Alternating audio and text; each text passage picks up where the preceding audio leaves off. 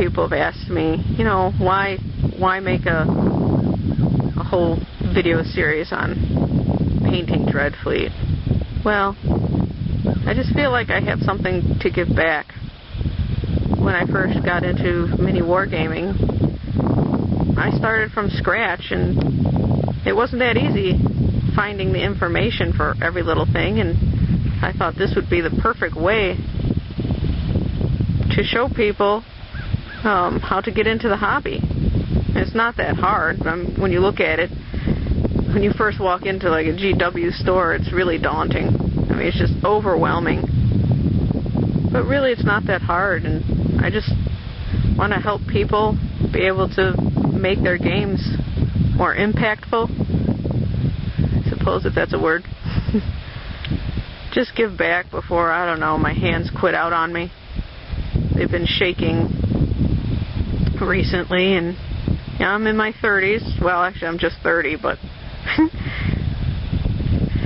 oh, this December I'll be 31. And why not? I mean, why not branch out and share what I have to offer? It's just my thoughts. While looking at horses. They apparently don't want carrots today. I brought them carrots, and nobody's coming over here. Okay, so you're going to the store, and you decide to get some of the craft store paint, be it, you know, Delta, Ceram Coat, Apple Barrel, Folk Art, Deco Art, Americana, any of those. Which, by the way, I would skip Apple Barrel. Apple Barrel is kind of like the bottom rung for craft paint.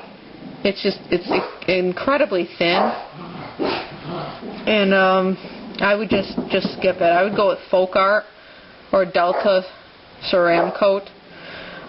You'll actually find some sets of paint at a good rate, so you can get like Folk Art, I know, has a sample set for 32 paints for about $15, and of course that's USD. So that's a pretty good price, especially since GW's, or Citadel's, oh, all that banging is the walnuts falling on the roof. So if you hear that during my videos, they're walnuts. And they drive Muggsy crazy. But anyway, where was I? Yeah, Citadel GW charges $50 for their sample set. And I looked up the price of per pot, so each one of these pots is actually $3.70. Ouch. Versus, you know, your crappy craft store paint, which is like $1. But definitely doable. Like I said before, it's not taboo to go with the craft store paint. It just, you're going to need a nice sealing, like a sealant coat at the end, but it's fine. The other thing is, you can't find washes with the craft store paint. So your, you know, GW wash, I would suggest picking up some Citadel washes. The preferred ones for this project, I would say, would be Griffon Sepia, Devlin Mud, Bedaub Black, and a Sermon Blue. But if you can't get the washes, or it's just a little bit too pricey, I'll explain a little bit on going about creating a wash. So you've decided to get some craft store paint, but there's no washes. And washes are kind of important. One thing you can do, which a lot of painters will probably naysay, is you can add water to one of your paints that you're working with. However, when you add water, you have to note that the water disperses the pigments in the paint. Now, depending on the consistency of the paint that you are using, this may or may not be a problem. Now, this is, of course, color red is definitely a problem all the time. But I thought it would be the easiest to show you what can go wrong when you add too much water. I don't know if you can see here, right in this area, I've used too much water for this mix. And you've got some, oops, I touched it now. Now you're going to not be able to see this. But it's starting to pool oddly. And basically a wash is a nice even flow. Like down here would be a nice even flow. You see how the paint is just flowing really nice and smooth?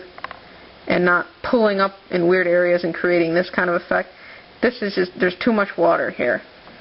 Add some more, maybe I can increase the effect. Yeah, there you go. It's not doing what you want it to do. You want a nice, smooth look to your wash. If I mix it all up, it'll probably be alright. Err on the side of more paint compared to water. Don't go over 50% water, 50% paint ever. You can end up having the paint dry and look muddy if you do use too much water. So whenever you're adding water to any paint, whether to water down a paint, to thin it out, to create a wash, or to create some blending effects, just err on the side of less is more. So don't use too much water when working with your paints. And while I'm at it, I'll give you a quickie little note here on how to keep your brushes with a nice point. Whenever you stop painting at any point in time, whether you get a phone call or you have to pee or something like that, always give your brush a quick dip and then dry it on a piece of towel paper into a point. Always, always, always. I do this all the time. I do it even while I'm painting with colors, if I'm using the color for a little while. Don't allow your paint to cake up on the brush. And certainly try not to get your paint to go up into where the metal meets the hairs of the brush. You don't want paint up in here. That will kill your brush. It'll start separating the bristles out. So as long as you keep your brushes clean, they will last a decent amount of time. It's a very simple trick. Also, if you're using Citadel paints, only keep the pot open while you're working with the paint. Always keep them closed. Once you close them, give them a quick shake before you put them away. That'll help create a seal around the top, so it'll keep the paints longer. Here, I'm just going to show you the difference between a regular paint, this being Citadel Chaos Black. Wash that a bit and compare that to a wash. You'll see instantly the difference. You can see how much more liquidy and wet that is. Washes are great for settling into the recesses of a model and making all of the details pop. And we'll get into that a little bit later. But you definitely, if you're going to be picking up some Citadel paints this weekend, or whenever you begin your project, I would say definitely get a couple of washes. They work wonders, and it's easier than creating your own wash. Okay, so I know I talked in the other video about getting a spray primer. You don't absolutely need a primer, but it makes your job a whole lot simpler. As you can see, I've started here with this little IG guy. I'm just slopping on a coat of Chaos Black paint.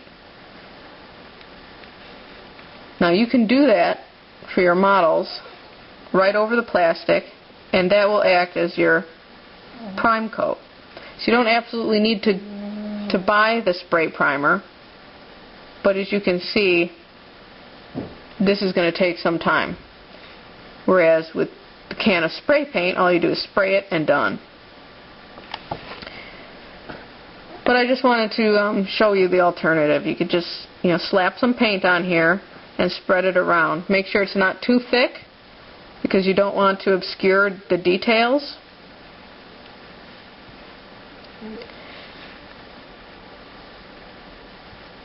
And there you go. I'm using a Citadel brush for this. It's particularly crappy, but you get the idea. If you're going to buy the spray primer, like I said, automotive primer I think is the best. The GW primer, they sell it for like 13 bucks. I can get 3 or 4 cans of Rust-Oleum automotive primer for that. I'm just saying. But again, if you don't want to put out, 4 or 5 bucks for a can of primer, this is an option too. because you can buy some cheapo paint and just use it to base coat. And my pug is snoring again.